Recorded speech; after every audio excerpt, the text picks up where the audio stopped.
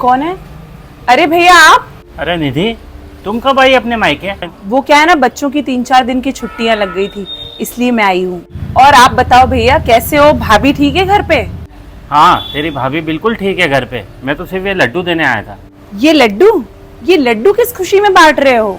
मेरे घर ना बेटी हुई है, उसी खुशी में लड्डू बांट रहा हूँ। फिर से बेटी? आपकी तो पहले से 2-2 गुड़ियाएं हैं ना। जब आपके पहले बेटी हुई थी तब भी आपने लड्डू बांटे थे। यही तो आपकी सबसे बड़ी गलती है। जब गुड़िया के होने पे लड्डू बांटो ना तो फिर से गुड़िया ही हो जाती है। देखो, मैं तो ना आपको यही सलाह दूंगी, आप ना ये लड्डू बांटना बंद ही कर दो, ताकि आपके घर भी कभी बेटा हो जाए, आपका भी वंश आगे बढ़ जाए। निधि, तू ये कैसी बात कर रही है? बेटियां उन्हीं के घर होती हैं जिनकी उनको पालने की औकात होती है। औकात? मेरे 2 भतीजे हैं, मेरे 2 बेटे हैं, 4 लड़के हैं हमारे घर में, और एक बेटी हो जाती तो क्या हमारी पालने की औकात नहीं रहती क्या? कैसी बात कर रहे हो?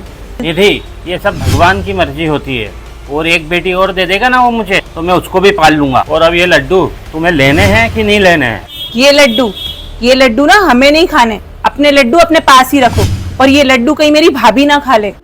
भाभी प्रेग्नेंट है मेरी, और ऐसे लड्डू खा के कहीं उनको भी गुड़िया ना हो जाए। और आप ना भैया जल्दी से चले ही जाओ, मेरी भाभी के ऊपर ना आपकी परछाई मत डाल देना। बड़े आए बेटी होने पे मिठाई बांटने वाले। निधि कौन था? अरे मम्मी, वो पास वाले पड़ोसी थे, कह रहे थे बेटी हुई है, लड्डू देने आए थे। मैंने तो ना उनको बाहर से ही भगा दिया। मैंने सोचा भाभी प्रेग्नेंट है, कहीं उनकी परछाई ना पड़ जाए। निधि ऐसी कैसी बातें कर रही है? ऐसा थोड़ी बोलते हैं किसी को। अरे मम्मी, आपको कुछ नहीं पता। और कैसे बोलते हैं? तू ये सब छोड़, चल अंदर। ठीक है चलो। अरे आ गए आप? ये क्या, मिठाई वापस लेकर आ गए? पड़ोसियों ना मिठाई लेने से मना कर दिया, क्योंकि हमारे घर बेटी हुई है। अरे छोड़ो ना तुम ये सब बातों को, लोग हैं, उनकी अलग अलग सोच है। आप ना फालतू का टेंशन मत लो, आप ना अंदर आ जाओ।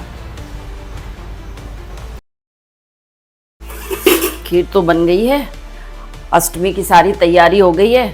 निधि, हाँ मम्मी? निधि मैंने सारी तैयारी कर ली है अष्टमी की। अब अपने को 9 कन्याएं चाहिए जिनको अपन भोजन कराएंगे।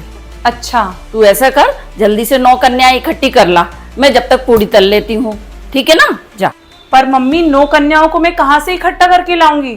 और हमारी कॉलोनी में तो इतनी कन्याएं भी नहीं है। मिल जाएंगी 9 कन्याएं, नवरात्रि के दिन चल रहे हैं। पड़ोस में ही अपनी 2 कन्याएं हैं, उनको बुला ले।